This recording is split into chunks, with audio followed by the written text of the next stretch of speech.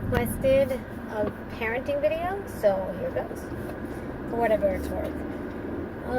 So I've got 2 teenagers and 1 preteen, okay? A boy and 2 girls, and man, what a journey that's been.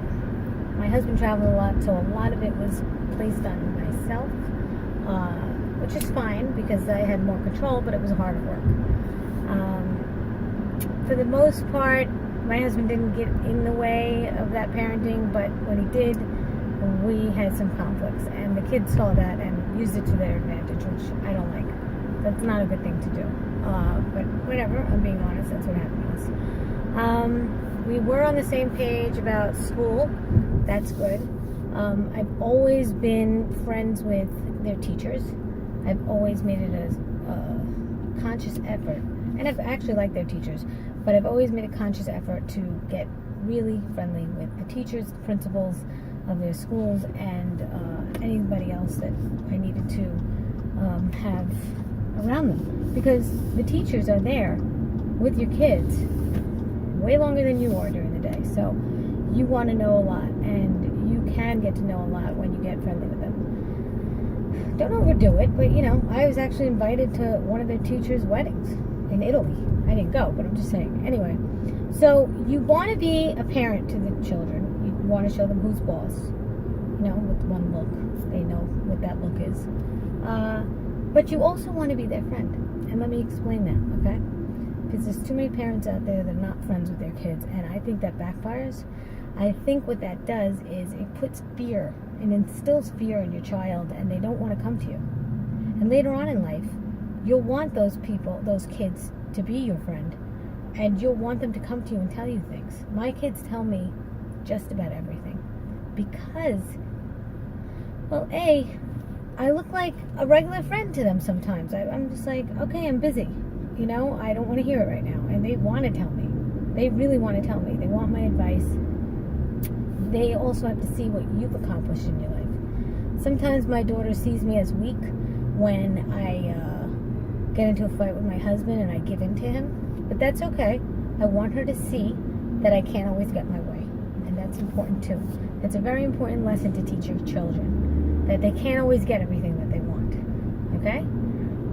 I also show that I'm a bit of a fighter, but I also show other sides of me, which are very, very nurturing, very loving, and then I show them the tough side of me.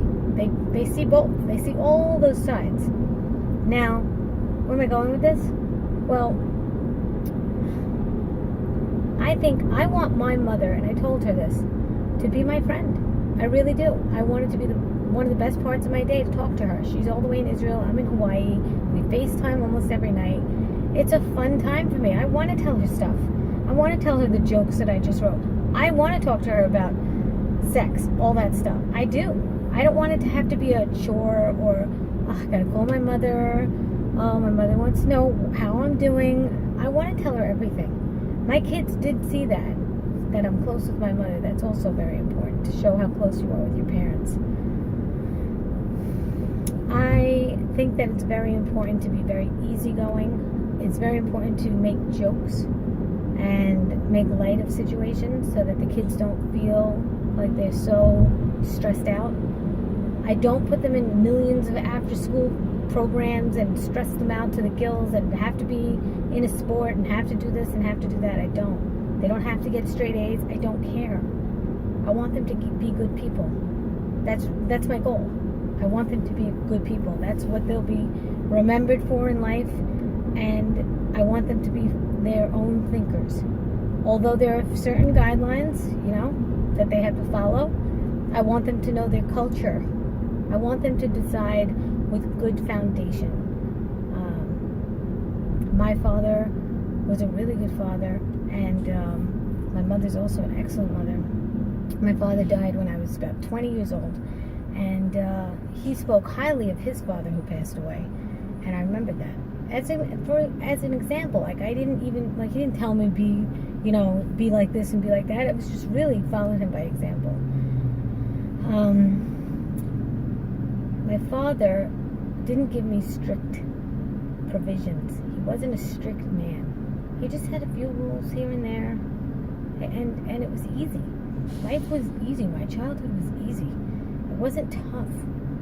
I was never pressured into doing anything. And he also instilled something else that I really thought was very important. First of all, he was very articulate. He was a good listener. He wanted to hear the things I had to say. And then he would come back to me with a solution. But also, he liked to tell me things without me feeling stressed out or guilty. He also liked the fact, maybe you need to see my eyes for this. He also liked the fact that he was more of a teacher and a nurturer. He told me that if I ever felt like I was blackmailed, that he would never ever be angry with me for telling the truth. That was really important. He also showed us a really good relationship with his own wife, my mom.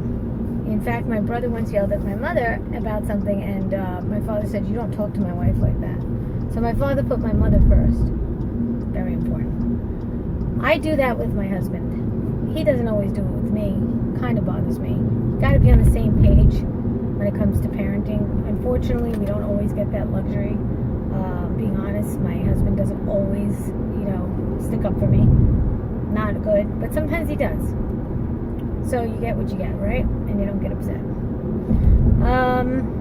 My kids have basically told me a lot of stuff because they really want to cop right behind me.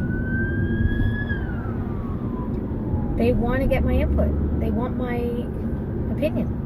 I think that's great. Driving them to school every day was a chore, but it was also a blessing also. It gave me the time to spend with them. I mean, we're all going to die, So to have the opportunity, I switched everything around in my head. I said, you know what? I am so grateful I can take my kids to school. And then it just switched for me. Sometimes it gets tedious after a while, every day.